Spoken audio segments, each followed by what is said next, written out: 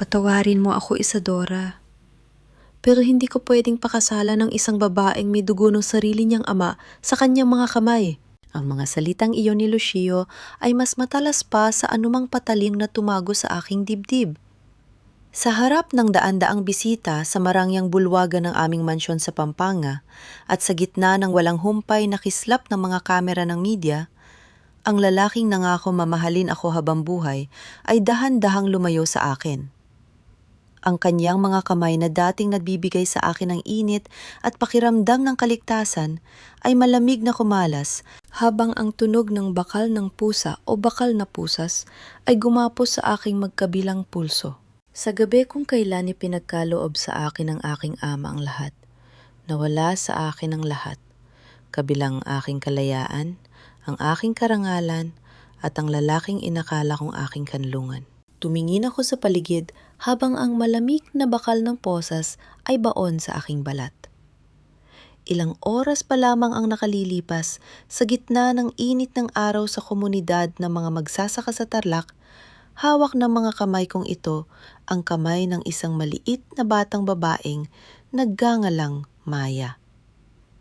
Nakasuot siya ng lumang basang damit na may tahi sa balikat, umiiyak sa kagalakan habang tinatanggap ang scholarship grant mula sa aming pundasyon. Niyakap niya ako at sinabi, "Salamat po, Ate Isadora. Dahil sa inyo, makakapag-aral na ako." Ang mga kamay na yon na nagbigay ng pag-asa sa iba ay pilit na yung pinagmumukhang kamay ng isang mamamatay tao. Hindi malayo mula sa kinaroroonan ko, nakita ko ang aking ama, si Gobernador Vicente Manalo.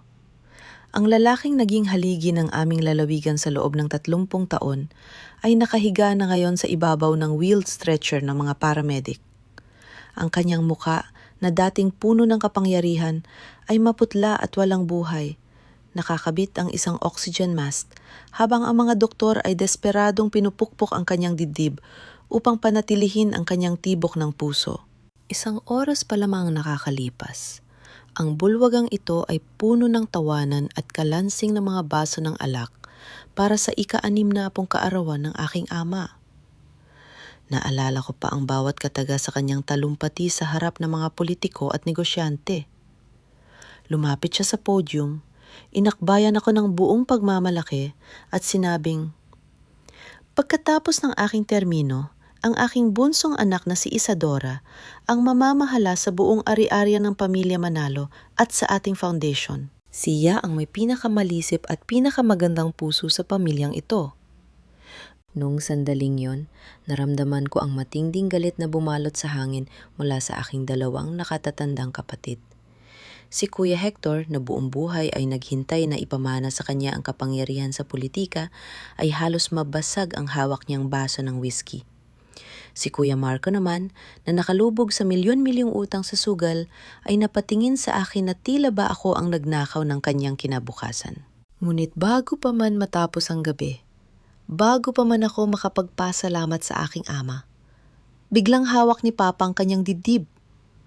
Nabilaukan siya, nawala ng hangin, at bumagsak sa sahig habang lumalabas ang puting bula sa kanyang mga labi. Ang sigawan ng mga bisita ay napalitan ng kaguluhan. At sa gitna ng kaguluhang yon, mabilis na pumasok si Kapitan Ramos ng lokal na pulis. Hindi upang humanap ng doktor, kundi upang dumiretso sa akin. "Kapitan, ano ang ibig sabihin nito?" Tanong ko habang nanlalabo ang aking mga mata sa luha. Lumapit si Kapitan Ramos at kinuha ang aking velvet coat na nakasabit sa likod ng aking upuan. Ang jacket na inabot sa akin ng isa sa mga tauhan ng catering nang bumagsak si Papa. Isinuksyok ng kapitan ang kanyang kamay sa panloob na bulsa at inilabas ang 2 bagay na nagpatahimik sa buong bulwagan. Isang maliit na bote ng amber glass na may nakatatak na bunggo, isog matapang na lason sa sistema ng nerbiyos, at isang nakatuping papel na may sariwang pirma. Isang bagong testamento na naglilipat ng lahat ng ari-arian kay Isadora Manalo. Malakas na pahayag ng kapitan sa harap ng mga reporter. At ang lason na tumutugma sa sintomas ng gobernador. Lason? Di posible! Sigaw ko, pilit na humakbang pabalik. Hindi akin ang coat na yan. Naipasok lang yan sa akin nung nagkagulo. Sinunggaling! Ang sigaw ni Kuya Hector habang mabilis na lumalapit. Nakaamba ang kanyang kamao. Halos saktan ako kung hindi lang siya pinigilan ng mga bodyguard. Mamatay tao ka, Isadora. Sabi ko na nga ba, kaya ka nagpapakabait sa harap ni Papa ay para makuha mo ang lahat. Pinatay mo ang sarili mong ama dahil sa kasakiman. Kuya, maniwala ka sa akin. Wala akong alam dito. Pilit kong pagmamakaawa. Ang aking boses ay nanginginig sa takot at sakit. Tumingin ako kay Kuya Marco. Ngunit iniiwas lamang niya ang kanyang mga mata. Nakangiti ng palihim sa likod ng kanyang mga kamay. Huling pag-asa ko ay si Lucio. Lumapit ako sa kanya, ang aking mga mata ay nagmamakaawa na ipaglaban niya ako. Si Lucio ay hindi lamang aking fiancé. Siya ang lalaking nakasama ko sa loob ng 3 taon. Ang nakakaalam ng bawat pangarap ko para sa mga mahihirap. Ang nangakong bubuo ng pamilya kasama ako sa harap ng altar sa susunod na buwan. Ngunit, nang tumingin ako sa kanyang mga mata, walang pagmamahal doon. Walang kahit katiting na awa. Ang nakita ko lamang ay isang malamig at kalkuladong titig ng isang taong nakakuha ng eksaktong gusto niya. Lucio, pakisabi sa kanila, alam ang hindi ko magagawa ito. Pagmamakaawa ko sa mahinang boses. Dahan-dahan siyang umiling. Itinaas ang kanyang mga kamay na tila badiring-diri na madikit sa akin. Patawarin mo ako, Isadora. Pero hindi ko pwedeng pakasalan ng isang babaeng may dugo ng sarili niyang ama sa kanyang mga kamay. Para sa karangalan ng pamilya ilustre at ng buong lalawigan, winawakasan ko na ang ating kasunduan. Nung sandaling iyon, may pumatok na kung ano sa loob ng aking dibdib. Ang takot na lumulunod sa akin kanina ay biglang napalitan ng isang malamig at matalas na katotohanan. Ang lalaking ito ay hindi nasasaktan. Ginagamit niya ang pagkakataong ito upang durugin ako sa harap ng buong mundo. Hindi ako umiyak. Pinunas ko ang luhang natitira sa aking pisngi gamit ang aking balikat. Hinarap ko si Lucio nang nakataas ang aking ulo kahit na ang bakal ng posas ay sumasaksak sa aking mga pulso. Dahan-dahan kong itinaas ang aking nakagapos na mga kamay. Gamit ang aking mga daliri, pilit kong hinubad ang 3 karat na singsing na gawa sa brilyante. Ang singsing na ibinigay niya sa akin noong lumuhod siya sa Tarlac. Nang maalis ko ito, hindi ko ito inabot sa kanya. Binitawan ko ito at pinatunog ang pagbagsak ng mamahaling hiya sa porsela ng sahig mismo sa tapat ng kanyang kumikislap na sapatos na katad. Kunin mo ang singsing mo, Lucio, ang sabi ko sa isang boses na hindi nanginginig, sapat na malakas upang marinig ng mga mikropono na katutok sa amin. At tandaan mo ang mukhang ito, dahil hindi ako mamamatay sa kulungan, babalik ako. At kapag lumabas ang katotohanan, sisiguraduhin kong ang pangalan mo ang susunod na mabubura sa lalawigang ito. Nagbago ang mukha ni Lucio sa loob ng isang saglit. Isang mabilis na pagkurap ng pagkagulat at takot bago niya pilit na ibinalik ang kanyang malamig na ngiti. Kalatkad ng 2 pulis, inilabas ako mula sa mainit na bulwagan tungo sa madilim at maulang gabi ng Pampanga. Ang malamig na patak ng ulan ay mabilis na humugas sa aking mukha habang itinutulak ako sa loob ng likurang upuan ng isang sasakyan ng pulis. Ang mga sirena ay nagsimulang gumulong. Ang kanilang pulang ilaw ay nagpapakislap sa mga basang kalsada habang ang mansyon ng aming pamilya ay dahan-dahang nawawala sa aking paningin. Ngunit habang ang sasakyan ng pulis ay mabilis na bumabagtas sa madilim na highway patungong istasyon, napansin ko ang 2 malalaking ilaw sa kuryente sa aming likuran. Isang itim na SUV na walang plaka ang mabilis na sumunod sa amin sa gitna ng bagyo. Sa loob ng itim na sasakyang yon, inilabas ng isang lalaki ang kanyang telpono at pinindot ang speed dial. Papunta na ang sasakyan ng pulis sa tulay ng Pasig. Ang malamig na boses ng lalaki sa telpono. Siguraduhin ninyong hindi na siya makakarating ng buhay sa istasyon. Gawin ninyong mukhang aksidente. Ang kalansing ng hiringgilya na dumampi sa lalag, yang tanso ang unang tunog na pumukaw sa akin sa gitna ng madilim na silid ng ospital. Matapos ang misteryosong pagkabangga ng sasakyan ng pulis na nagdulot ng gulo sa highway, dinala ako sa isang pribadong kwarto sa ikalawang palapag ng Pampanga Provincial Hospital. Ang aking kanang kamay ay nakapusas pa rin sa bakal na balangkas ng kama.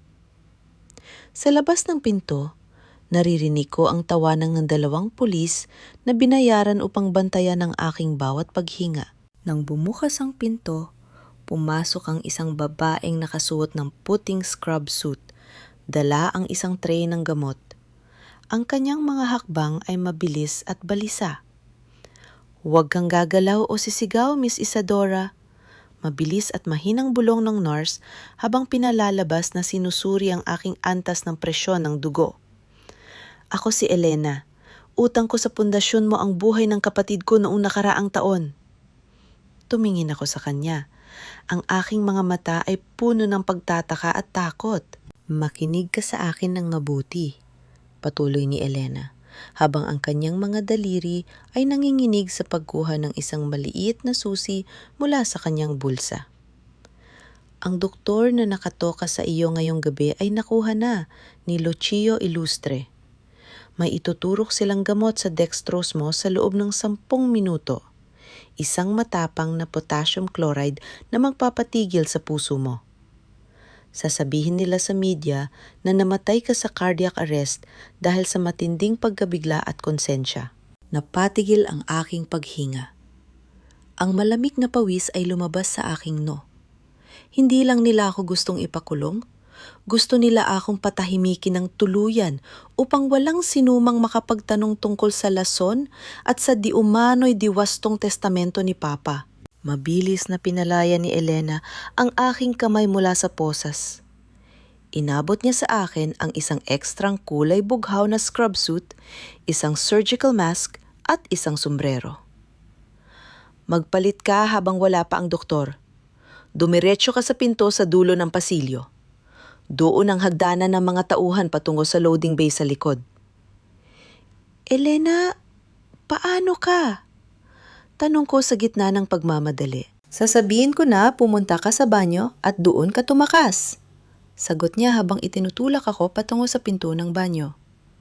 "Umalis ka na, Miss Isadora. Ipaglaban mo ang buhay mo." Isinuot ko ang scrub suit at ang maskara. Lumabas ako ng kwarto ng mabagal. Iniiwasan ng tingin ng 2 pulis na abala sa paglalaro sa kanilang mga telepono. Ang bawat hakbang sa malamig na semento ng pasilyo ay tila 1 taon sa akin. Ang aking puso ay pumupukpok ng napakalakas, halos matakpan ang tunog ng aking mga sapatos. Ngunit habang papalapit ako sa dulo ng pasilyo, napansin ko nakabukas ng kaunti ang pinto ng opisina ng bise-biktima ng ospital.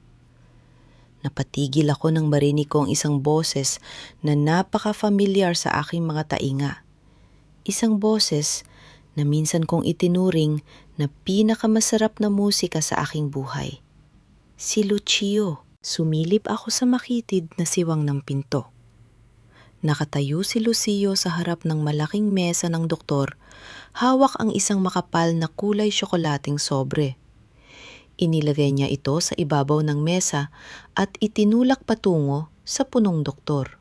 "Siguraduhin mo, mukhang natural ang lahat, Dr. Santos." Ang malamig na utos ni Lucio, walang kahit katiting na pag-aalinlangan sa kanyang boses. Walang sino man ang magdududa. Ang buong lalawigan ay naniniwalang siya ang naglaso sa sarili niyang ama.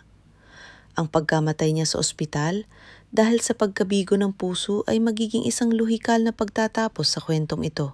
"Huwag kang mag-alala, Sir Ilustre," sagot ng doktor habang mabilis na itinatago ang sobre sa kanyang drawer. "Ang death certificate ay handa na." Niyakap ko ang aking sarili upang pigilan ang matinding panginginig ng aking katawan. Ang matinding galit na nag-aalab sa aking dibdib ay halos magtulak sa akin na buksan ang pintong yon at saktan ang lalaking yon. Ngunit alam kong kapag ginawa ko yon, matutupad lamang ang kanyang gusto. Pumikit ako ng madiin, Pilit na inaalala ang bili ng aking ina bago siya pumatay noong bata pa ako. Sa gitna ng pinakaamdilim na gabi, ang tiyaga at pananampalataya ang magiging liwanag mo. Kinalabit ko ang aking leeg at hinawakan ng pilak na krus na pendant na ibinigay sa akin ni Papa nung ika-18 kaarawan ko. Hinawakan ko ito ng mahigpit hanggang sa bumabaon ang tulis nito sa aking palad. Buhay pa si Papa at kailangan kong mabuhay upang iligtas siya. Mabilis akong bumaba sa hagdanan ng mga tauhan hanggang sa makarating ako sa loading bay sa likod ng ospital. Ang malakas na ulan sa labas ay bumubuhos na walang humpay, humahampas sa semento.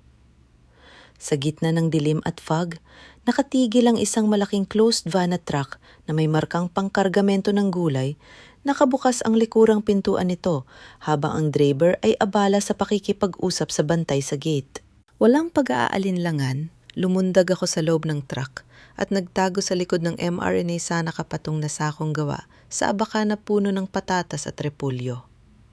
Ilang minuto ang lumipas, isinara ng driver ang pinto at naramdaman ko ang pag-andar ng sasakyan patungo sa Hilaga, patungo sa lalawigan ng Tarlac. Ang paglalakbay sa loob ng madilim at mabahong truck ay puno ng takot. Bawat preno at bawat liko ng sasakyan ay nagpapanatili sa akin sa matinding pag-aalala. Ngunit sa gitna ng katahimikan ng gabi, ang aking isip ay patuloy na naghahanap ng kasagutan. Bakit ginagawa ito ni Lucio? Bakit kasama si Dr. Santos? At ano ang totoong nangyari sa aking ama? Pagkaraan ng 2 oras, dahan-dahang huminto ang truck sa isang liblib at madilim na kalsada sa gitna ng mga bukirin ng Tarlac. Narinig ko ang pagpatay ng driver sa makina upang magpahinga. Lumingon ako sa paligid at nakitang nakabukas ng kaunti ang pintuan sa likod. Maingat akong bumaba mula sa truck. Ang aking mga paa ay lumubog sa malamig na putik ng kalsada. Ang simoy ng hangin dito ay amoy lupa at lumang kahoy. Sa malayo, nakikita ko ang kaunting-kaunting ilaw ng lumang monastery o kung saan lumaki ang aking ina.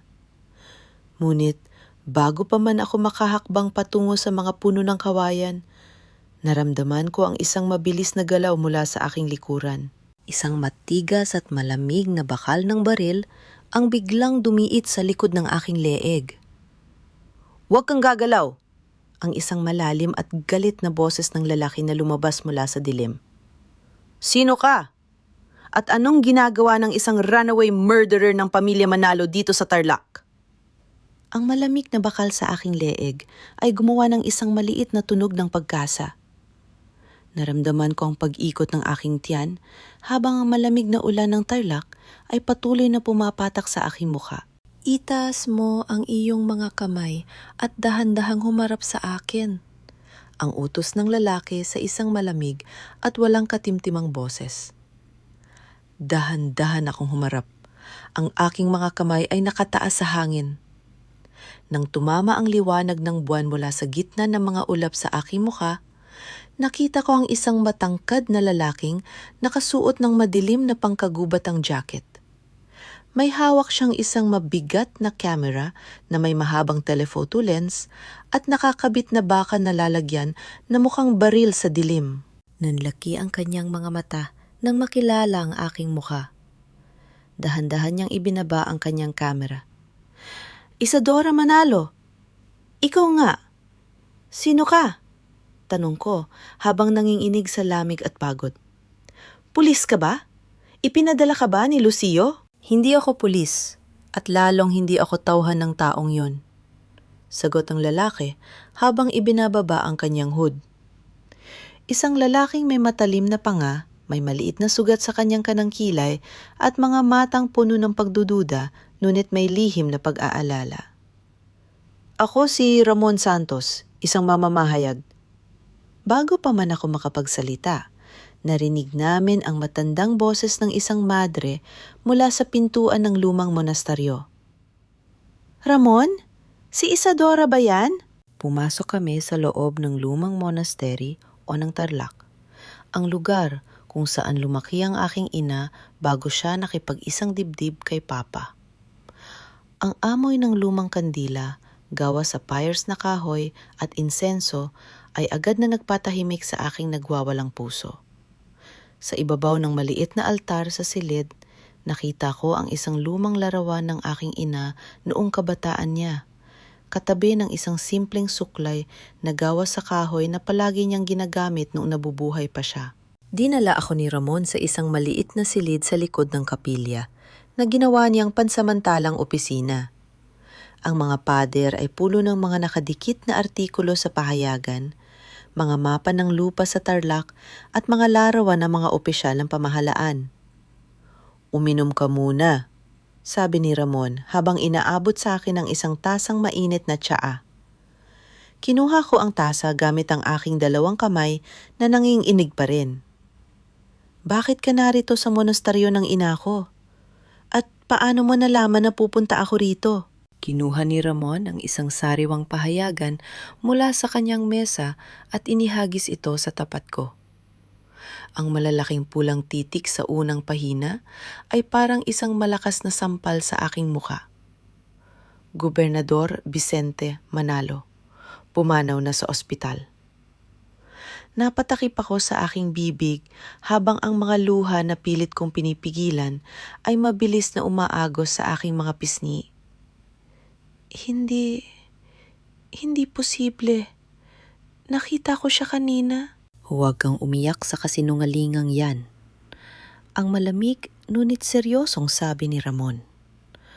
Mula sa kanyang sobre, kinuha ni Ramon ang isang bagong larawang kinuha gamit ang kanyang telephoto lens. Inilagay niya ito sa ibabaw ng pahayagan. Nanlaki ang aking mga mata. Ang larawan ay kinuha mula sa labas ng bintana ng VIP room sa ikalawang palapag na ospital kaninang hapon. Nakahiga roon si Papa. May nakakabit na tubo ng respiratory at ang monitor ng kanyang puso ay napapakita pa rin ng berdeng linya ng buhay. "Buhay si Papa?" Ang napasigaw kong tanong, ang aking boses ay naputol sa matinding pag-asa. "Oo, buhay siya," sagot ni Ramon habang nakatingin sa akin ng madiin. Ang balita tungkol sa kanyang pagkamatay ay isang pekeng balita na ginawa ni Lucio at ng iyong mga kapatid upang maiwasan ang mga tanong ng publiko habang pinalalabas nilang inililipat ang mga ari-ariya ng pamilya. Sinisiguro nila na walang makakalapit sa kanya. Ngunit bakit? Bakit kailangan nilang panatilihing buhay si Papa kung gusto rin nila siyang alisin? Kinuha ni Ramon ang isang papel na may marka ng laboratorio.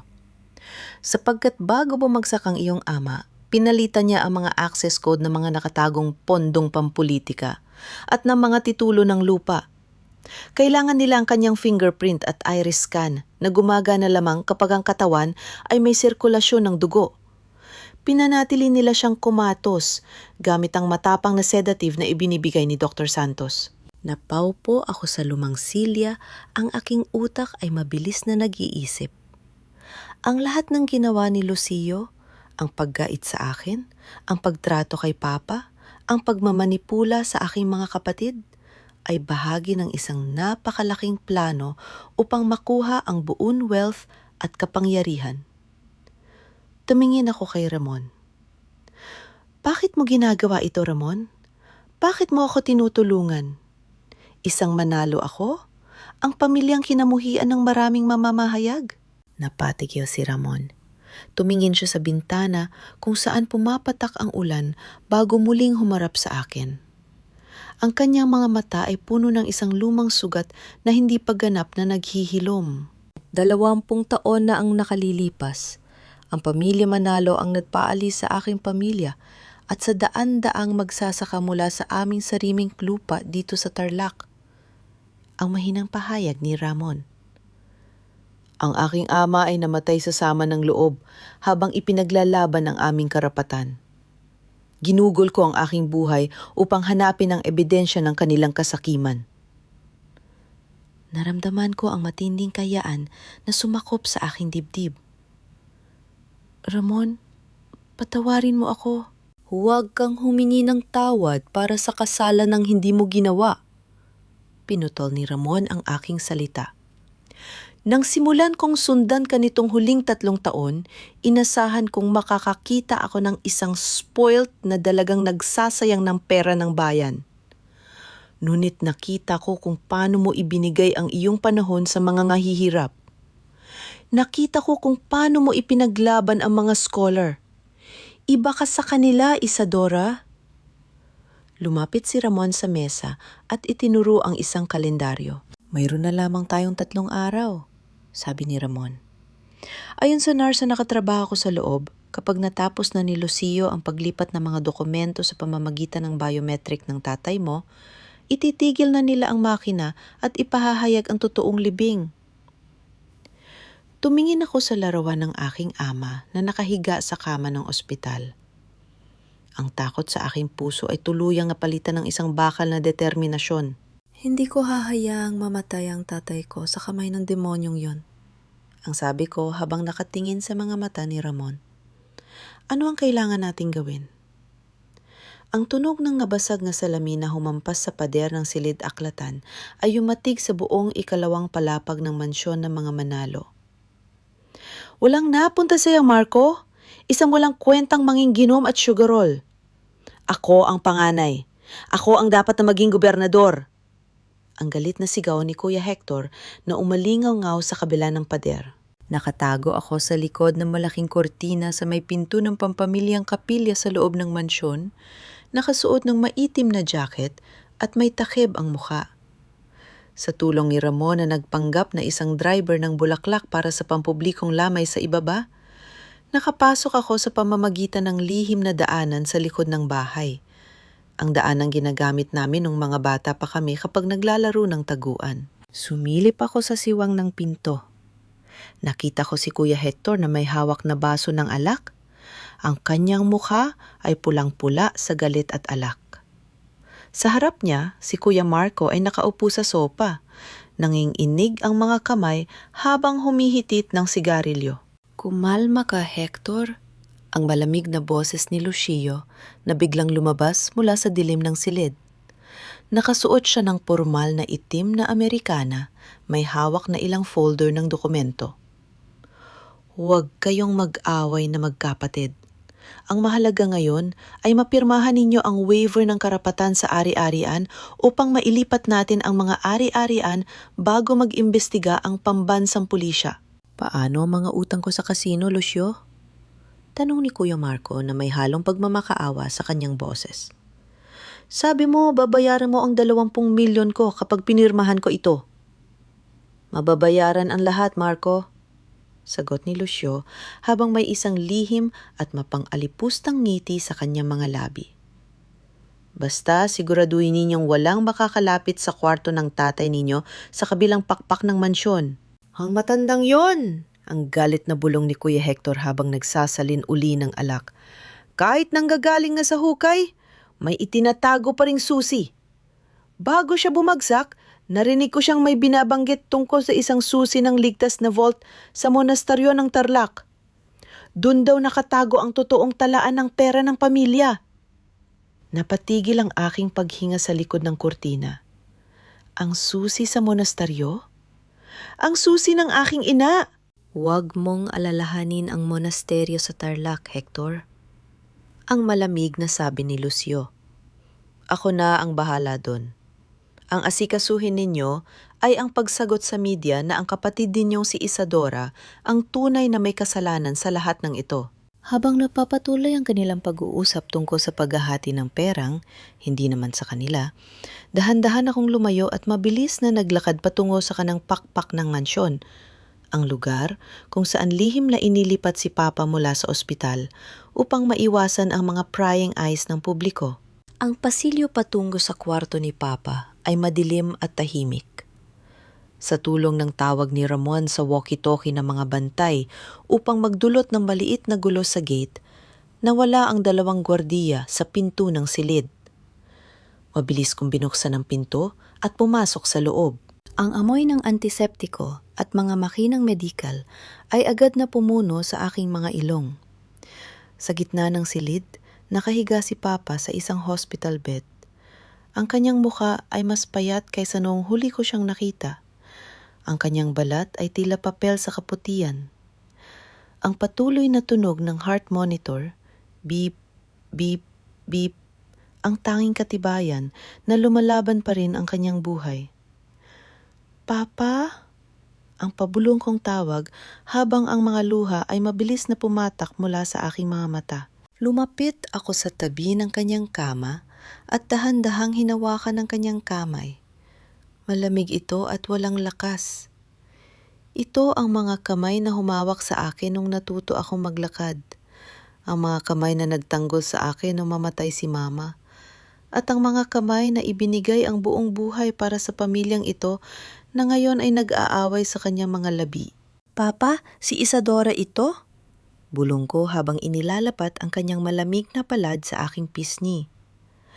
Patawarin mo ako kung wala ako sa tabi mo noong gabi na yon. Pero ipinapangako ko sa iyo, ililigtas kita. Hindi ko hahayaang makuha nila ang lahat ng pinaghirapan mo.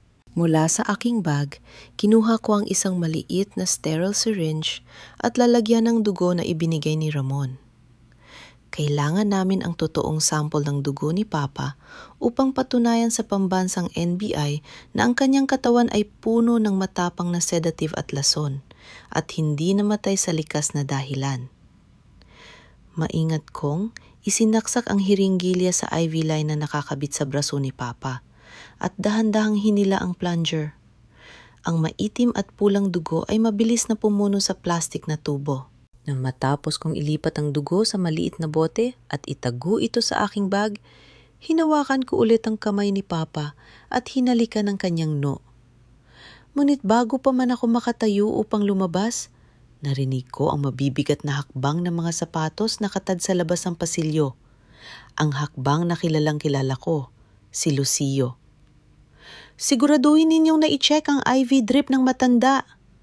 Ang boses ni Lucio na mabilis na papalapit sa pinto.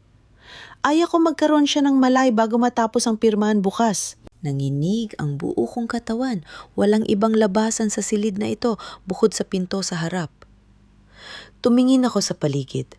Ang kurtina ay masyadong makitid at ang ilalim ng kama ay puno ng mga tangke ng oksiheno. Sa gitna ng aking matinding takot, dahan-dahang umikot ang tanso na hawakan ng pinto. Naisara ko ng mabilis ang pinto ng mataas na lalagyan ng gamot sa sulok ng kwarto noong sandaling pumasok si Lucio. Sa tulong ng mabilis na pagpapatunog ni Ramon sa alarm ng usok sa kabilang pakpak ng mansyon, napilit ang lumabas si Lucio upang tingnan ang kaguluhan. Sa maikling sandaling yon, nakatakas ako sa dilim ng gabi, dala ang maliit na bote ng dugo ni Papa. Pagkaraan ng 2 oras, nasa loob na kami uli ng lumang monastaryo sa Tarlac.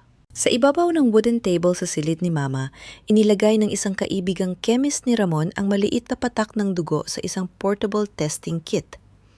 Pagkaraan ng ilang minutong paghihintay, lumabas ang 2 matingkad na pulang linya. Isang matapang na neurosedative, ang kumpirmasyon ng chemist bago mabilis na umalis.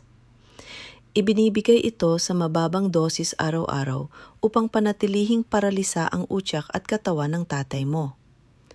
Lason ito, Isadora. Dahan-dahang pinapatay ang kanyang sistema habang mukhang comatose lang siya. Napahawak ako sa aking dibdib. Ang galit kay Lucio ay lalong nag-alab. Ngunit alam kong may mas malaking palaispan na kailangang buksan. Lumingon ako sa pader sa likod ng lumang altar ng kapilya.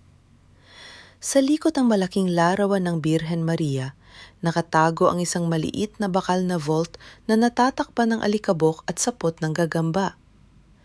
Kinuha ko mula sa aking leeg ang lumang susi na ibinigay sa akin ni Mama bago siya pumanaw noong ako'y 12 taong gulang pa lamang. Pumasok ang susi sa kalawanging mekanismo. Clack! Dahan-dahang bumukas ang mabigat na pintuan ng vault. Walang mamahaling alahas o bundles ng pera sa loob. Ang tanging nakalagay doon ay isang lumang notebook na nakabalot sa maitim na katad at isang bungkus na mga liham na may kupas na tinta. Kinuha ko ang notebook at binuksan ito sa ilalim ng liwanag ng gasera. Si Ramon ay dahan-dahang lumapit sa aking tabi. Sa unang pahina, nakasulat ang pambungad na liham ng aking ina. Vicente, kung babasahin mo ito, ibig sabihin ay wala na ako sa tabi mo. Naway patpatawarin ka ng Diyos sa ginawa mong pagkuha sa lupa ng mga magsasaka ng Tarlac. Kung hindi mo ibabalik ang lupang ito sa kanila, ang sumpa ng kanilang mga luha at dusa ay susundan ng ating mga anak. Nang ilipat ko ang mga pahina, ang aking puso ay tila pinipiga sa matinding sakit. Ang notebook ay isang lihim na talaan ng mga lupa kinamkam ng pamilya Manalo. 20 taon na ang nakalilipas. Daan-daang ektarya ng lupang sakahan ang sapilit ang kinuha sa pamamagitan ng mga peking utang, banta ng armadong tauhan at panggigipit sa pamahalaan. At sa pahina 42, nakakabit ang isang pangalan na nagpatigil sa ikot ng aking mundo. Pamilya Santos, 12 ektarya sa Hacienda Tarlac. Sa pilitang binawi matapos patayin ang 2 baka. Tumingin ako kay Ramon. Nakatitig siya sa pahinang yon. Ang kanyang mga panga ay nakakuyom at ang kanyang mga mata ay puno ng matinding lumbay. Ang lupang yon ay ang lupa ng kanyang pamilya, ang lupang kinamatayan ng kanyang ama sa sama ng loob. Ramon, ang pabulong kong tawag, ang aking boses ay nawalan ng lakas. Ang estatwa ng aking ama bilang isang dakilang leader, isang mabuting tao na buong buhay ko ay iginagalang ko, ay tuluyang ladurog sa aking harap. Ang bawat mamahaling damit na isinuot ko nung bata ako, ang bawat masarap na pagkain kinain ko sa aming mesa, ay nagmula sa pawis at dugo ng mga pamilyang tulad ng kay Ramon. Sa gitna ng matinding kahiyaan at sakit sa aking kaluluwa, hindi ako nagdalawang isip. Lumapit ako sa harap ni Ramon. Dahan-dahan akong lumuhod sa malamig na semento ng kapilya. Iniyukayo ko ang aking ulo sa harap niya habang ang aking mga kamay ay nakalapat sa floor. Isadora, anong ginagawa mo? Ang gulat na tanong ni Ramon habang mabilis na humahawak sa aking mga balikat upang itayo ako. Patawarin mo kami, Ramon. Ang iyak ko, ang aking mga luha ay pumapatak sa kanyang mga sapatos. Patawarin mo ang pamilya ko. Wala akong alam sa mga ginawa ni Papa. Pero ang dugo na nananalaytay sa akin ay dugo ng pamilyang sumira sa buhay ninyo. Tanggapin mo ang aking pagpapakumbaba. Napatigil si Ramon. Nakatitig siya sa akin, sa isang babaeng mula sa mataas na lipunan na ngayon ay nakaluhod sa kanyang harap ng walang kahit katiting na pride o yabang. Ang galit sa kanyang mga mata ay dahan-dahang napalitan ng isang malalim na paggalang. Hawak ang aking 2 kamay, dahan-dahan niya akong itinayo. Huwag kang lumuhod sa akin, Isadora. Hindi mo kasalanan ang ginawa ng tatay mo. Ang mahalaga ay kung ano ang gagawin mo ngayon. Bago pa man ako makapagsalita, biglang tumunog ang telepono ni Ramon. Tiningnan niya ang mensahe mula sa kanyang impormante sa loob ng ospital at mansyon. Nanlamig ang mukha ni Ramon habang binabasa ang text. Ano ang nangyari? Tanong ko. Si Lucio? Sagot ni Ramon habang nakatingin sa akin. Inanunsyo niya na bukas ng 10:00 umaga, gaganapin ang formal na pormahan sa mansyon. Isusuko at ibebenta niya ang buong 500 ektarya ng lupa sa Tarlac sa isang dayuhang korporasyon gamit ang peking power of attorney ng tatay mo. Inihit ko ang aking mga luha at tumingin sa talaan sa aking mga kamay. Ang sakit sa aking dibdib ay nagbago patungo sa isang bakal na paninindigan. Hindi ko hahayaang ibenta niya ang natitirang patak ng pawis ng mga magsasaka. Ang sabi ko sa isang matatag na boses. Ang lupang ito ay hindi sa pamilya Manalo at lalong hindi kay Lucio. Ibabalik natin ito sa mga totoong may-ari. Ang larawan sa lumang artikulo ng balita 20 taon na ang nakalipas ay nagpapakita ng isang 10 taong gulang na batang lalaki na nakatayo sa tabi ng kabaong ng kanyang ama. Kahit na maliit pa ang bata sa larawan, ang matalim, Malamig at walang kaawa-awang hugis ng kanyang mga mata ay pamilya na pamilyar sa akin. Ito ang mga mata ni Lucio. Inilatag ni Ramon ang ilang rekord ng korte at mga lumang dokumento ng gobyerno sa ibabaw ng mesa sa aming silid sa monastaryo. Ang tunay niyang pangalan ay Lucio Ilustre Jr. Ang mahinang pahayag ni Ramon habang itinuturo ang pangalan sa dokumento. Siya ang nag-iisang anak ni dating Gobernador Eduardo Ilustre. Ang politikong ginipit, pinalabas na tiwali at winakasan ng sariling buhay sa loob ng kulungan, 20 taon na ang nakalilipas matapos siyang talunin ng tatay mo sa halalan. Napatigil ako. Ang aking kamay na humahawak sa gilid ng mesa ay nanginginig. Ibig sabihin, ang pabulong kong sabi, ang aking boses ay napuno ng matinding pait. Ang pagtatagpo namin 3 taon na ang nakalilipas sa charity gala. Ang kanyang mga bulaklak, ang kanyang mga matatamis na salita, ang kanyang paghingi ng aking kamay sa kasal. Hindi yon aksidente, Isadora. Ang tuloy ni Ramon habang nakatingin sa akin ng may awa. Plano ang lahat mula noong unang araw. Lumapit siya sa iyo upang pasukin ang pamilya Manalo. Ngunit nang makita niya ang napakalaking kayamanan at kapangyarihan ng pamilya mo, ang kanyang layunin na simpleng paghihigante ay lumaki patungo sa isang walang katapusang kasakiman. Pumikit ako ng madiin habang ang mga alaala ng aming 3 taong pagsasama ay mabilis na dumaan sa aking isip. Ang bawat gabi na sinabi niyang ako lamang ang kanyang mamahalin, ang bawat pangako niyang protektahan ako, lahat ng iyon ay isang malamig at kalkuladong dula upang makuha ang tiwala ng aking ama at sirain ang aming pamilya mula sa loob. Kinuha ni Ramon ang kanyang telpon at pinindot ang isang audio file na ipinadala ng kanyang kaibigang Lars sa ospital. Ang boses ni Lucio ay malinaw na umalingaw nang sa tahimik na silid ng monasteryo. Siguraduhin mong nakahanda ang biometric scanner bukas sa oras ng pirmahan, Dr. Santos. Kapag nakuha ko na ang huling pahintulot ng matanda para sa paglipat ng pera sa bank account sa Switzerland, ituturok mo na ang huling dosis ng lason. Nais kong ideklara siyang patay bago magtanghali. At tungkol sa 2 niyang kapatid na sina Hector at Marco, ibigay mo sa pulisya ang mga dokumento ng pagnanakaw nila sa pondo. Pabulukin mo sila sa kulungan habang ako ay nasa ibang bansa na. Nang matapos ang recording, ang katahimikan sa silid ay mas mabigat pa sa gabi. Ang taong inakala kong magiging katuwang ko sa buhay ay hindi lamang isang taksil. Siya ay isang halimaw na handang pumatay ng buong pamilya upang makuha ang lahat. Kinuha ko mula sa aking bag ang isang maliit na frame ng larawan. Isang larawan namin ni Lucio noong 2nd anibersaryo namin sa dalampasigan ng Batangas. Sa larawang yon, nakaangiti ako habang nakasandal sa kanyang balikat. Binuksan ko ang likod ng frame, kinuha ang larawan at dahan-dahan itong pinunit sa 2. Inilapit ko ang mga piraso ng larawan sa maliit na apoy ng gasera sa altar. Pinagmasdan ko ang apoy habang dahan-dahang tinutupok ang aming mga mukha hanggang sa maging maitim na abo ang lahat. Ang mga luha ng isang babaeng nasaktan ay natuyo na.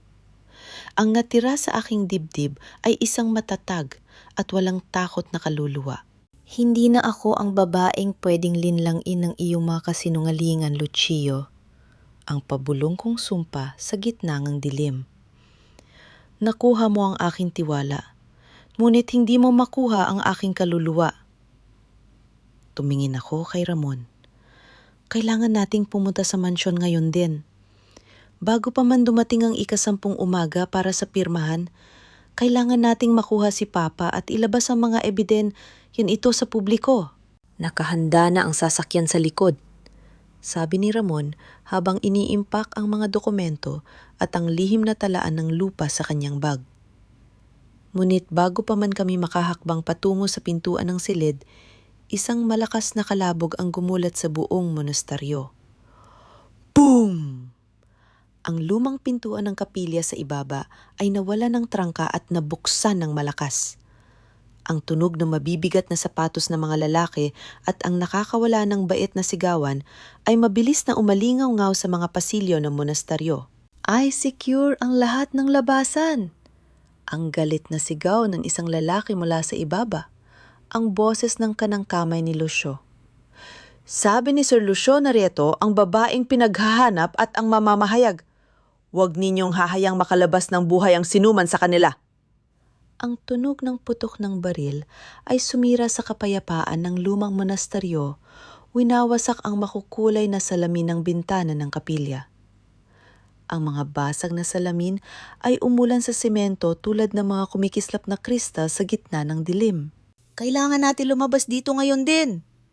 Ang sigaw ni Ramon habang hinahawakan ng aking kamay at mabilis kaming tumatakbo patungo sa makitid na pasilyo sa likod ng altar. Sa aming likuran, ang mga ilaw ng malalakas na flashlight ng mga armadong tauhan ni Lucio ay mabilis na nagpapakislap sa mga pader ng monasteryo. Ang tunog ng kanilang mabibigat na sapatos at ang mga utang na sigaw ng pagmumura ay patuloy na papalapit. Nasa sahig ang bag. Kunin ninyo ang bag. Ang sigaw ng pinuno ng mga lalaki, si Gardo, ang kilalang tapat na tauhan ni Lucio.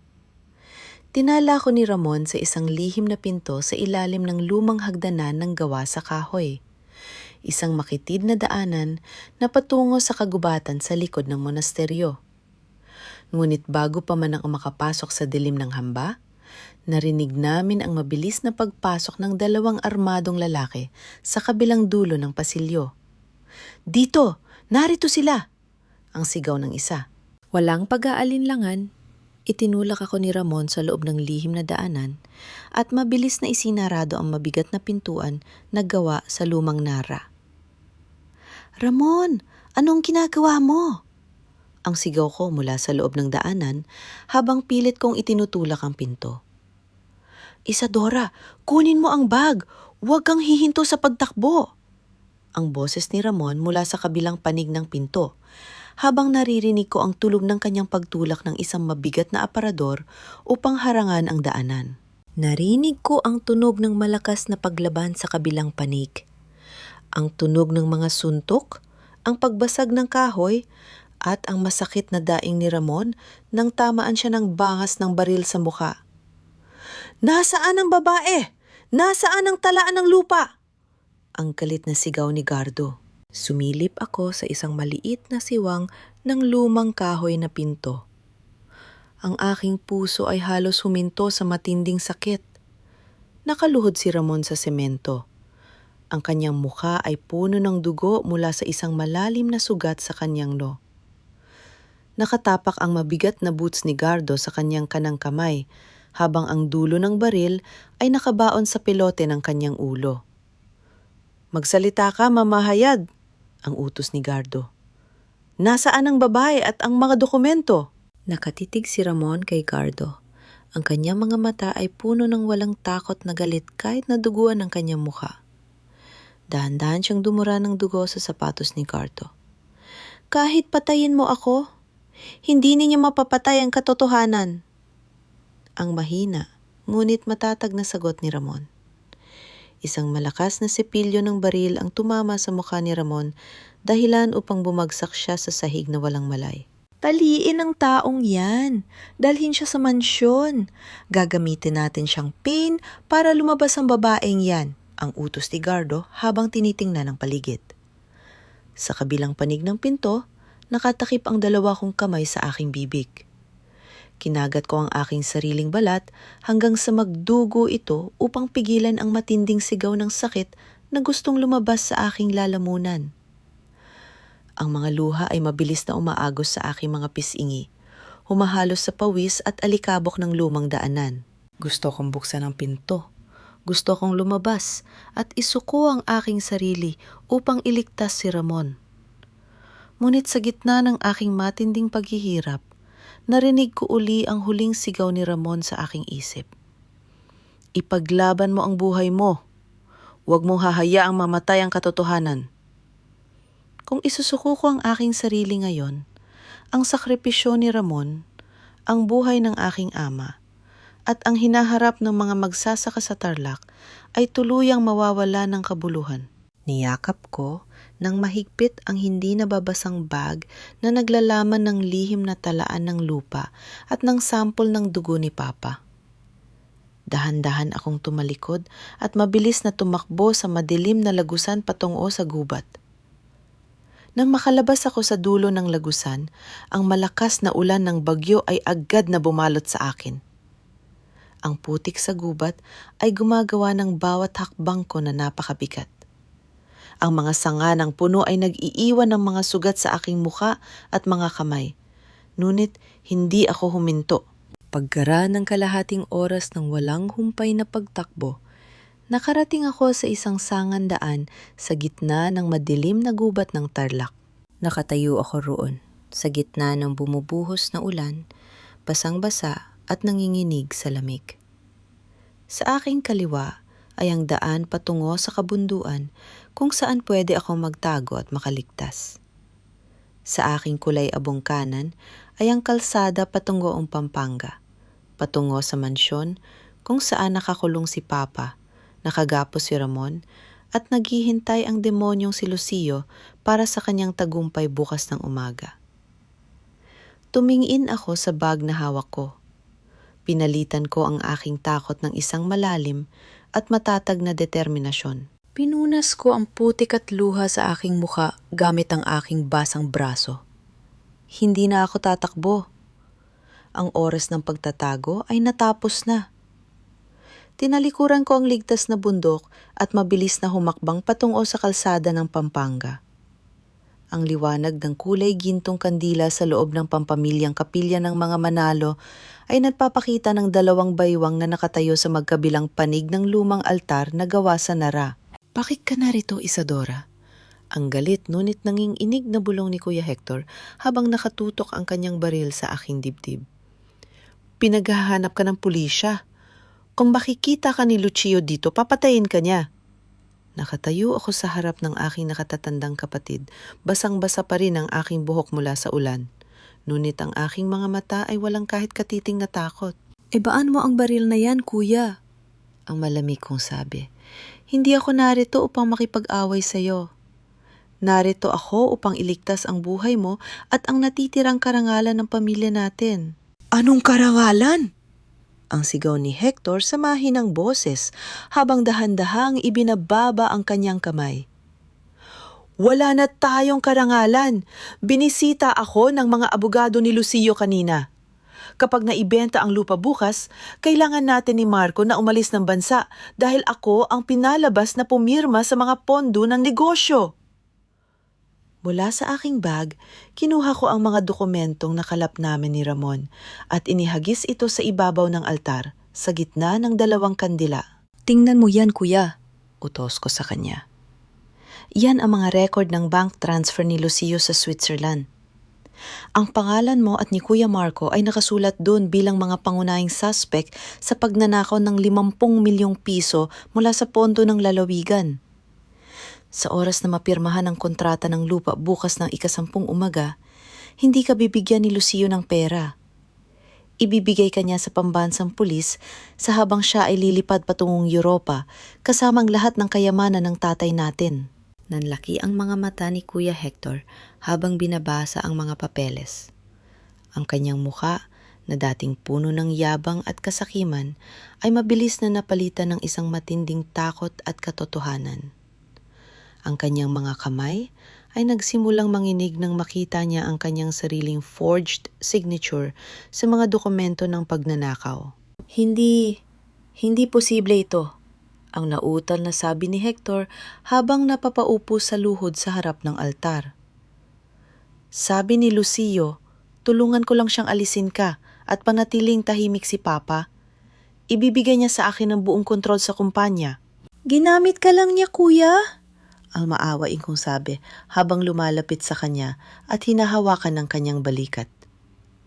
"Si Lucio ay anak ni Eduardo Ilustre, ang taong natalo ni Papa 20 taon na ang nakalilipas. Pumasok siya sa buhay natin hindi upang tulungan ka, kundi upang ubusin ang pamilya Manalo hanggang sa wala nang makatayo sa atin." Napahagulgol si Kuya Hector sa gitna ng kapilya. Ang lalaking buong buhay ko ay nakita kong matigas at mapagmalaki ay nagmukhang isang batang nawawala sa dilim. "Patawarin mo ako, Isadora!" Ang iyak ni Hector habang nakaluhod sa aking harap, inilalapat ang kanyang noo sa aking mga kamay. "Ako ang pumatay sa pamilya natin. Naging bulag ako sa galit dahil ibinigay sa iyo ni Papa ang lahat. Ako ang nagpapasok kay Lucio sa kwarto ni Papa nung gabi ng kaarawan niya." Pumikit ako ng madiin, nilalabanan ng sakit sa aking puso. Ngunit alam kong hindi ito ang oras para sa dalamhati. "Tumatakbo ang oras, kuya," sabi ko habang itinatayo siya. "Kung gusto mong bumawi sa ginawa mo, tutulungan mo ako ngayong gabi.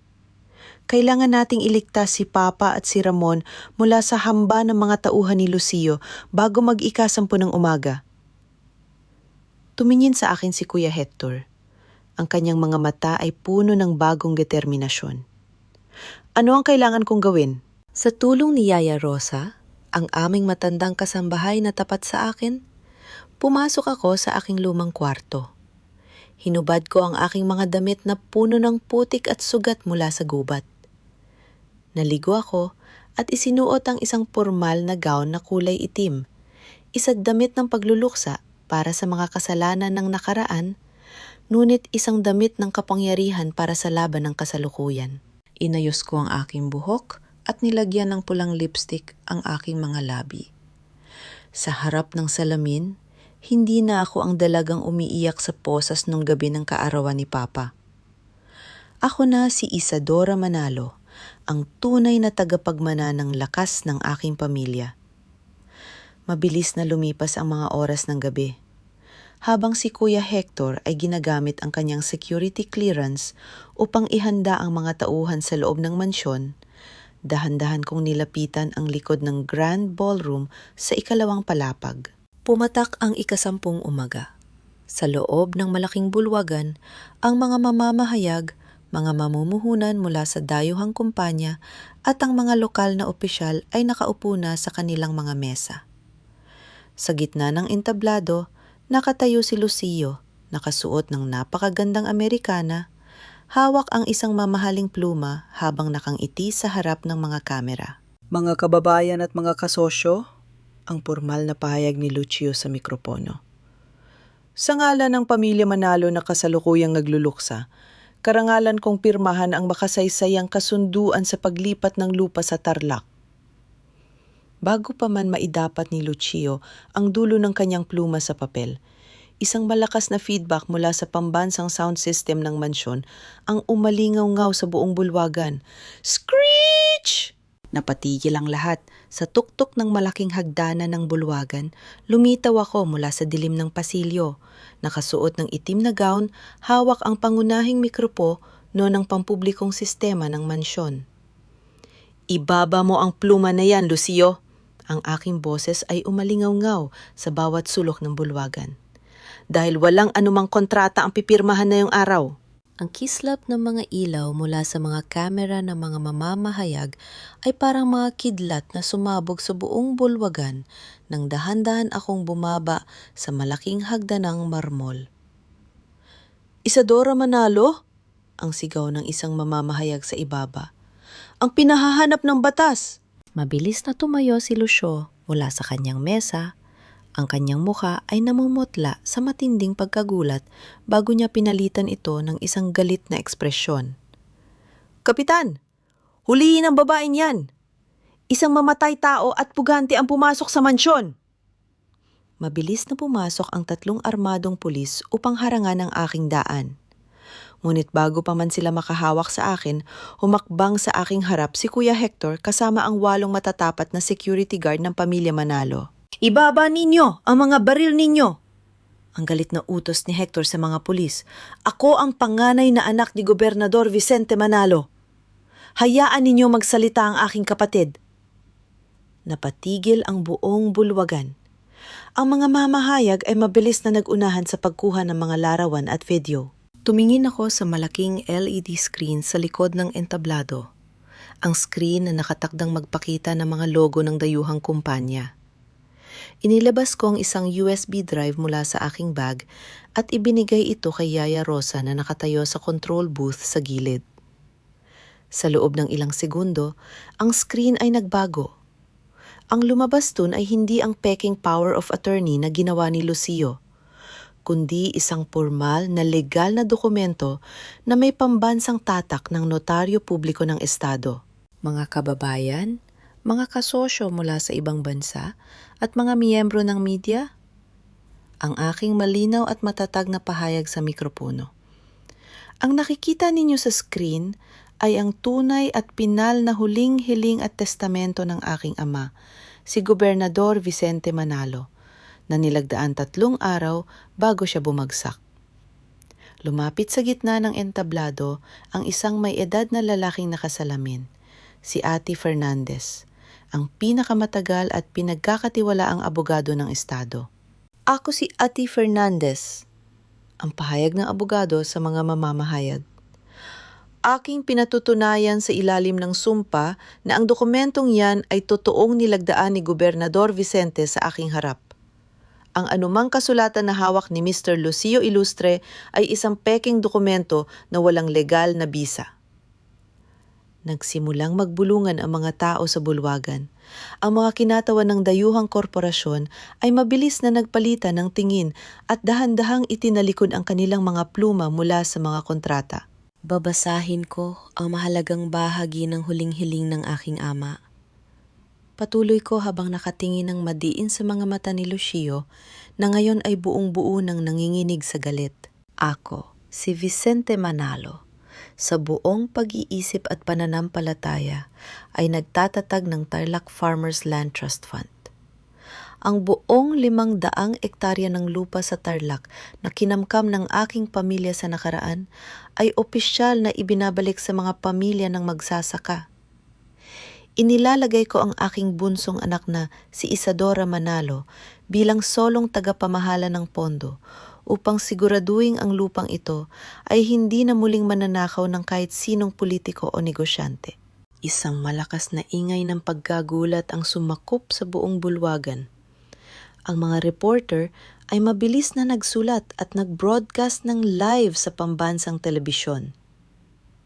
Hindi lang yan! Ang dagdag ko habang inililipat ang slide sa screen, nagpapakita ng mga record ng bank account sa Switzerland. Mayroon din kaming ebidensya ng malawakang pagnanakaw sa pondo ng lalawigan na ginawa ni Mr. Lucio Ilustre gamit ang mga peking dokumento upang ibintang sa aking mga kapatid. Tumingin ang kinatawa ng dayuhang kumpanya kay Lucio. Mabilis nitong itinapon ang kontrata sa mesa at tumayo. Kanselado ang kasunduang ito. Ang kumpanya namin ay hindi makikipagnegosyo sa isang kriminal. Nawala ng kontrol si Lucio. Ang kanyang pangarap na makuha ang daan-daang milyong piso, ang kanyang 3 taong kumpas ng paghihigante, at ang kanyang kapangyarihan ay tuluyang nadurog sa harap ng buong bansa sa loob lamang ng 10 minuto. Tumingin siya sa akin ng may matinding panggagalaiti. Ang kanyang mga mata ay parang sa isang nasugatang hayop na dinala sa sulok.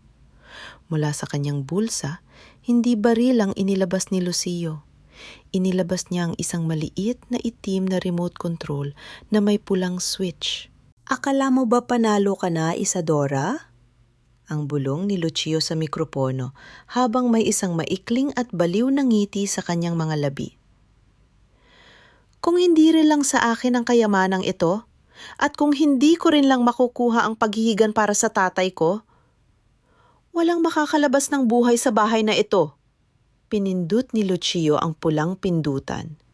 Bzzzt! Isang nakatutuloreng tunog ng sirena ng sunog ang biglang umalingaw-ngaw mula sa basement. Pagkaraan ng ilang segundo, ang maitim at mabahong usok ay mabilis na nagsimulang lumabas mula sa mga aircon vent sa ilalim ng sahig. Ang dagundong ng kumakalat na apoy sa ilalim ng sahig ay parang ugong ng isang higanting halimaw na nagising sa gitna ng kadiliman. Sa loob ng ilang segundo, ang marangyang bulwagan ay napuno ng maitim at suffocating na usok. Ang sigawan ng mga bisita Ang pagbasag ng mga salamin ng chandelier at ang stampede patungo sa pangunahing pinto ay lumika ng isang nakatatakot na kaguluhan. Sa gitna ng usok at kaguluhan, isang kamay ang mabilis na humablat sa strap ng aking bag. "Akin ito!" Ang galit na sigaw ni Lucio habang pilit na inaagaw ang hindi nababasang bag na naglalaman ng mga orihinal na dokumento at talaan ng lupa. Nakalaban ako, ngunit sa lakas ng kanyang paghila at sa matinding usok na pumasok sa aking lalamunan, naitulak niya ako ng malakas patungo sa mga natatumbahang silya. Bumagsak ako sa sahig, habang si Lucio ay mabilis na tumakbo patungo sa hagdanan ng rooftop, hawak ang aking bag at tumatawa ng parang isang taong nawala ng bait. "Isadora!" Ang sigaw ni Kuya Hector habang mabilis na lumalapit at itinatayo ako mula sa sahig. "Kailangan na nating lumabas. Ang buong basement ay nasusulog na." "Si Papa!" Ang sigaw ko habang umubo sa gitna ng usok. "At si Ramon! Nakakulong sila sa silid gamutan sa kabilang pakpak." Tumingin ako sa hagdanan kung saan tumatakbo si Lucio, dala ang tanging ebidensya ng aking pagkainostente at ng karapatan ng mga magsasaka. Kung susundan ko si Lucio, may pagkakataon akong makuha uli ang bag. Ngunit, kung pupunta ako sa silid gamutan, ang apoy sa kabilang pakpak ay mabilis nang kumakalat. Isang sekundong pagpili, isang desisyon na magbabago sa aking buhay. Tinalikuran ko ang hagdanan ng rooftop. Tinalikuran ko ang bag ng ebidensya. "Hindi mahalaga ang mga papel na yan," ang sigaw ko kay Kuya Hector habang tumatakbo ako sa gitna ng uso patungo sa silid gamutan. "Ang buhay ng tatay ko at ni Ramon ang mahalaga." Nang makarating kami sa pinto ng silid gamutan, ang aking puso ay halos huminto sa matinding takot. Ang bakal na pinto ay nakakunci mula sa labas gamit ng isang makapal na kadena. Ang ginawa ng mga tauhan ni Lucio bago sila tumakas. Mula sa loob, naririnig ko ang malakas na pagpukpok sa pinto at ang boses ni Ramon na umuubo. "Ramon! Papa!" Ang sigaw ko habang binabagsak ang aking katawan sa bakal na pinto. "Isadora?" Ang boses ni Ramon mula sa loob. "Huwag kang pumasok! Ang usok ay napakasama na dito. Pumunta ka na sa labas." "Hindi kita iiwan!" Ang sigaw ko. Kinuha ni Kuya Hector ang isang mabigat na red fire extinguisher mula sa pader. Gamit ang buong lakas ng kanyang katawan, binalot niya ang extinguisher at itinama ito sa rehas ng kadena sa pinto. Crack! Sa ikatlong malakas na hudyat, ang kadena ay naputol at ang pinto ay bumukas. Sumabog ang maiting na usok at init mula sa loob ng kwarto. Pumasok kami sa loob. Nakita ko si Ramon na nakatali ang mga kamay sa isang bakal na post sa sulok. Ang kanyang muka ay itim sa usok, ngunit ang kanyang mga mata ay buhay na buhay. Sa gitna ng kwarto, ang hospital bed ni Papa ay pinalilibutan na ng apoy na nagmumula sa may RNA sa mga kortina. Mabilis kong kinuha ang isang maliit na patali mula sa mesa at pinutol ang tali sa mga kamay ni Ramon. "Kailangan nating ilabas si Gobernador!" Ang sigaw ni Ramon habang umuubo at agad na sumama sa pagtulak sa mabigat na kama ni Papa. Ang apat sa amin, ako, si Ramon, si Kuya Hector at si Papa sa kanyang kama, ay mabilis na nagtulak sa mabigat na hospital bed patungo sa pasilyo ng kapilya. Ang mga kahoy na balangkas ng kisame ay nagsimula ng matupok at bumagsak na parang mga umuulang apoy. Boom! Isang malaking nasusunog na haligi ng kahoy mula sa kisame ang dahan-dahang bumagsak mismo sa ibabaw ng kama ni Papa. Walang pag-aalinlangan, ibinuhos ko ang aking buong katawan sa ibabaw ng kama ni Papa. Iniyakap ko ang aking mga braso sa kanyang ulo at dibdib, ginagawang pananggalang ang aking sariling likod laban sa bumabagsak na apoy. "Isadora, hindi!" ang sigaw ni Ramon. Mabilis na itinulak ni Ramon at Kuya Hector ang haligi ng kahoy gamit ang kanilang mga basang jacket bago ito tuluyang sumunog sa aking likod. Naramdaman ko ang matinding init na dumampi sa aking balat, ngunit hindi ko binitawan ang aking ama. Sa huling patak ng aming lakas, naitulak namin ang kama ni Papa patagos sa pinto ng kapilya at bumagsak kami sa basang damuhan ng bakuran sa labas. Crash! Sa aming likuran, ang buong bubong ng kapilya at ng silid gamutan ay tuluyang bumagsak sa gitna ng isang napakalaking pagsabog ng apoy at usok. Nakaligtas kami. Nakahiga ako sa basang damo, humihinga ng malalim ng malamig at sariwang hangin ng umaga. Sa aking tabi, nakahiga rin si Ramon at si Kuya Hector. Parehong itim ang mga mukha sa usok at may mga maliit na pasulat ng apoy sa damit. Tumingin ako sa kama ni Papa. Ang kanyang oxygen mask ay nakakabit pa rin at ang kanyang dibdib ay dahan-dahang naikakasa at bumaba pa. Ligtas siya. Ngunit nang tumingin ako sa nasusunog na mansyon, nakita ko sa ikatlong palapag ang apoy na tumutupok sa buong silid aklatan. Ang lugar kung saan naroon ang bag na naglalaman ng lihim na talaan ng lupa at ng ebidensya ng aking pagka-inostente. Ang talaan ng lupa ay tuluyan ng naging abo sa gitna ng apoy. Ang mga papel, ang pabulong kong sabi habang ang mga luha ay umaagos sa aking maduming pisngi. Wala na ang ebidensya. Lumapit si Ramon sa aking tabi. Hinawakan ang aking munting kamay na puno ng pasulat ng apoy at tumingin sa akin ng may malalim na pagmamahal at paggalang. Hindi mahalaga ang papel, Isadora, ang mahinang sabi ni Ramon. Buhay ka. Buhay ang tatay mo. At ang katotohanan ay nakatatak na sa puso ng bawat taong nakakita sa iyo ngayong araw. Bago pa man ako makapagsalita, isang malakas na sigaw mula sa rooftop ng mansyon ang kumatok sa aming mga tainga. Tulong! Tulungan ninyo ako! Tumingin kami sa itaas. Sa gilid ng nasusulob na rooftop, nakatayo si Lucio. Ang mga daanan pababa ay tuluyan ng nabalot ng apoy.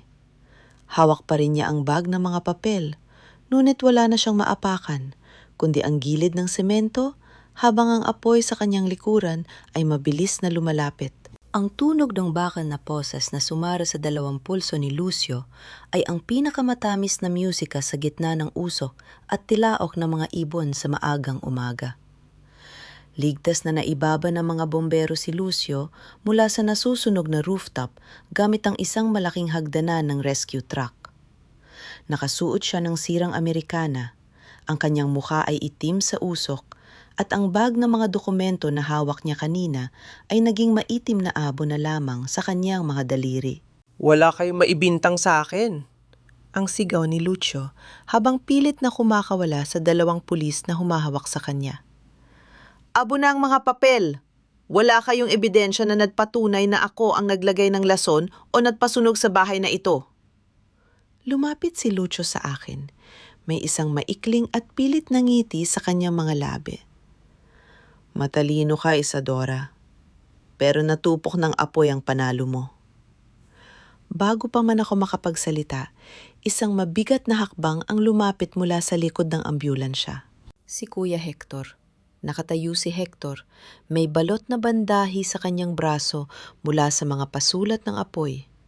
Ngunit ang kanyang mga mata ay puno ng lakas at katarungan.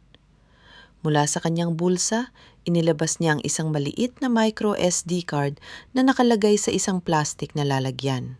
Nakalimutan mo ba, Lucio? Ang malamig na sabi ni Kuya Hector habang itinataas ang card sa harap ng mga kamera ng media at ng komandante ng pambansang pulisya. Ang pampamilyang kapilya ng mga Manalo ay merong nakatagong kamera ng seguridad na inilagay ni Mama nung nabubuhay pa siya. At bago mo sinimulan ang sunog kaninang madaling araw, binuksan ko ang buong sistema ng recording. Nanlaki ang mga mata ni Lucio. Ang pilit ng ngiti sa kanyang muka ay mabilis na naglaho, napalitan ng isang matinding takot na dumating hanggang sa kanyang mga labi. Inilagay ng komandante ng pulis ang memory card sa kanilang mobile command monitor.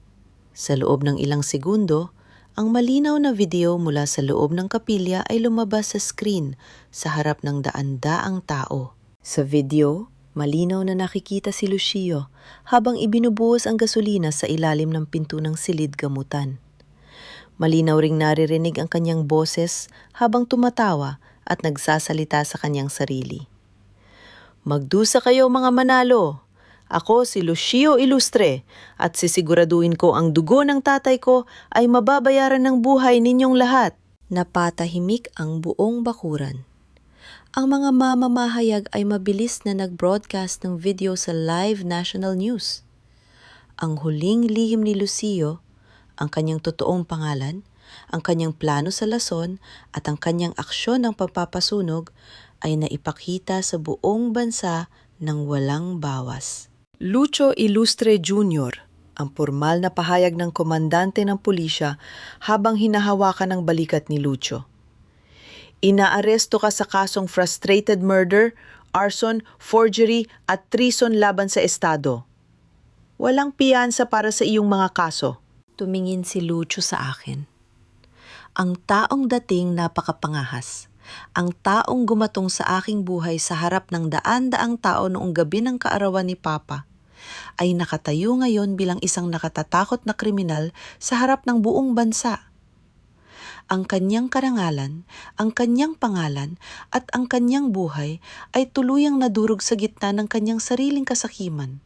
Habang hinihilang ang mga pulis si Lucio patungo sa sasakyan ng kulungan, isang mahinang daing ang narinig mula sa loob ng ambulan sa aking likuran.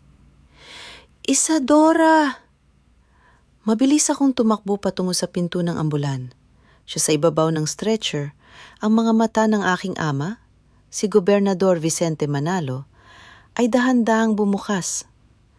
Ang matapang na sedative na nagparalisa sa kanyang utak sa loob ng 2 linggo ay tuluyan ng nawala ng epekto dahil sa mga gamot na ibinigay ng mga emergency doctor. Papa!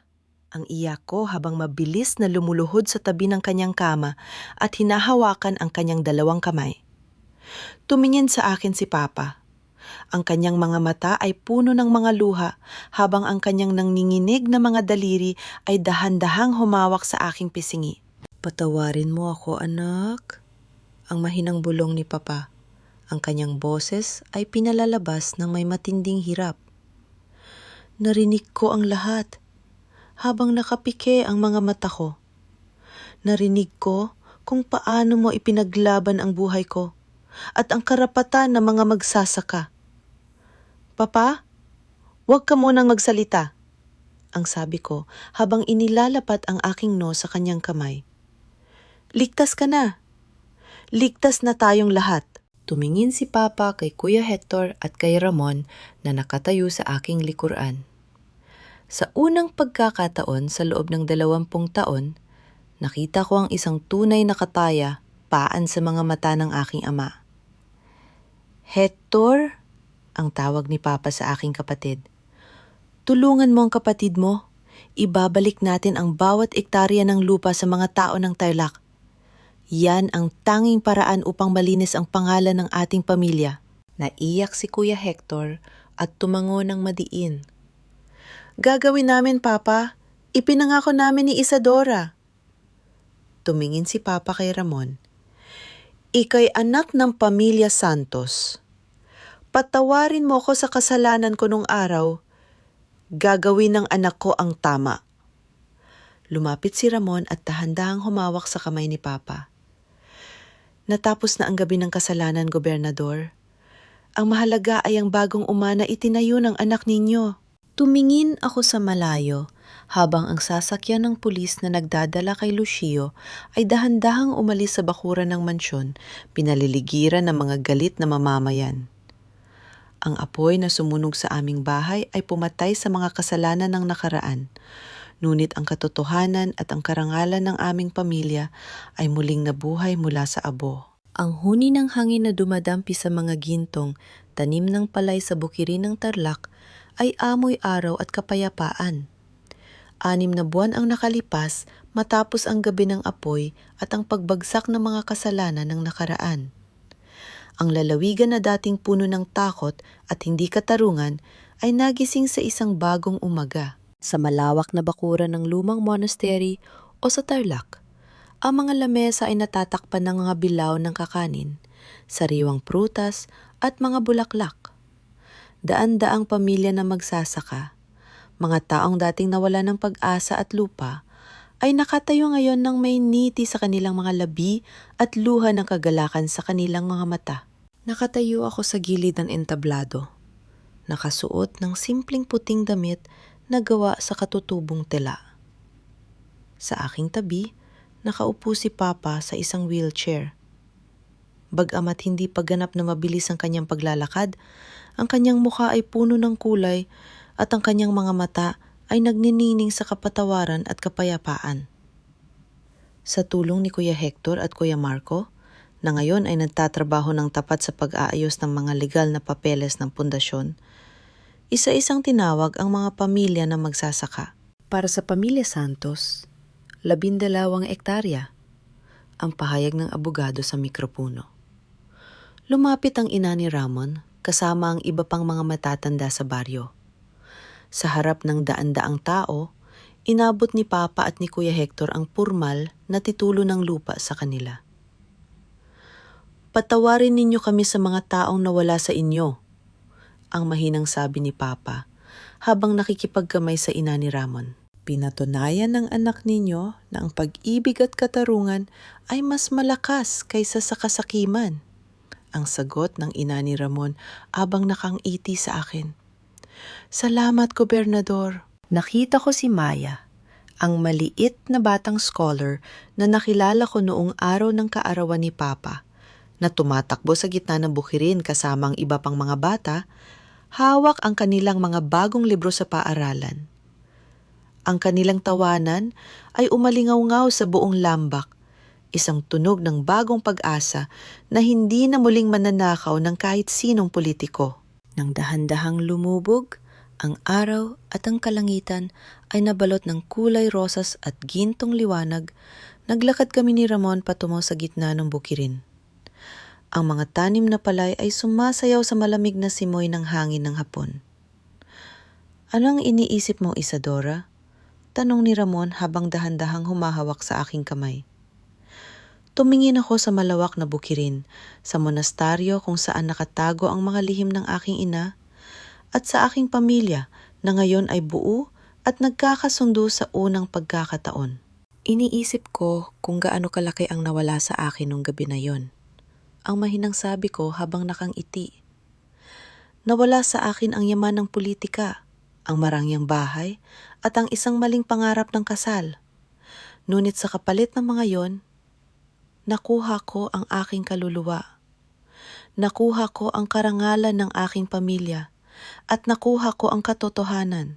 Huminto si Ramon sa aming paglalakad at humarap sa akin.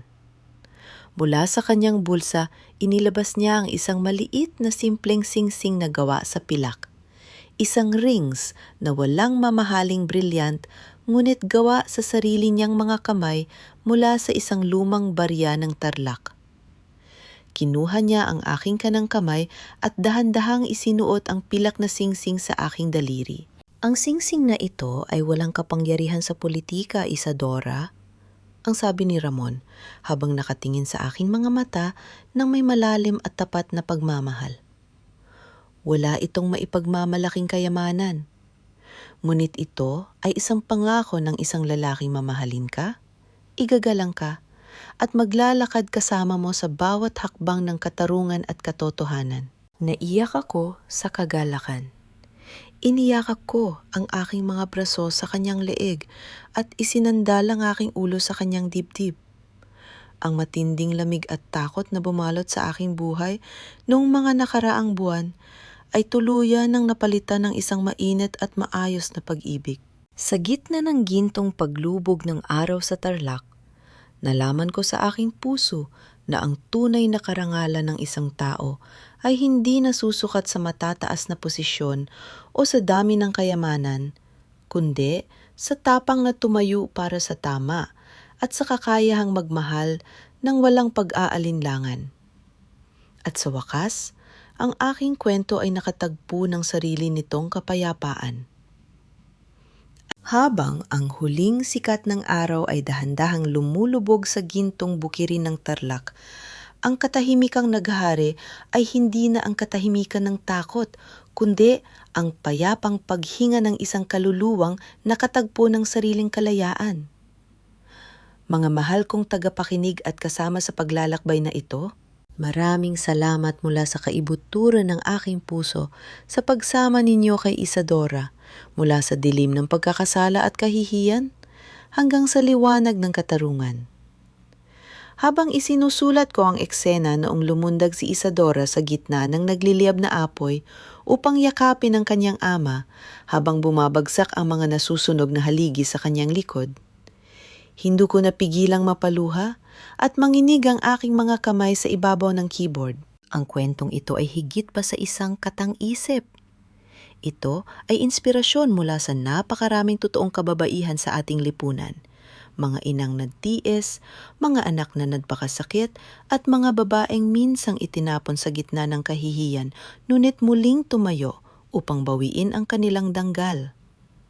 Ang bawat salita rito ay binuo ng may malalim na paggalang sa inyong mga puso at sa mga aral ng totoong buhay. Tulad ng simpleng rings na pilak na ibinigay ni Ramon, isang hiyas na hindi binili sa mamahaling tindahan, kundi hinubog mula sa lumang barya sa gitna ng hirap at pagtiis. Ang tunay na halaga ng isang tao ay hindi nakikita sa yaman ng pangalan, kundi sa purong pag-ibig at katapatan na nananatili kapag nawala na ang lahat. Kung kayo ang nasa kinalalagyan ni Isadora nung gabing yon sa gitna ng nagliliyab na mansyon, itatapon niyo rin ba ang tanging papel na maglilinis sa inyong pangalan upang iligtas ang isang amang nagkamali sa nakaraan? Nasaan man kayo ngayon habang nakikinig sa boses na ito? Marahil ay nagluluto ng hapunan para sa pamilya, nagpapahinga matapos ang isang mahabang araw ng pagtatrabaho, o nakahiga sa gitna ng tahimik na gabi. Naway naging kasama ninyo ang kwentong ito.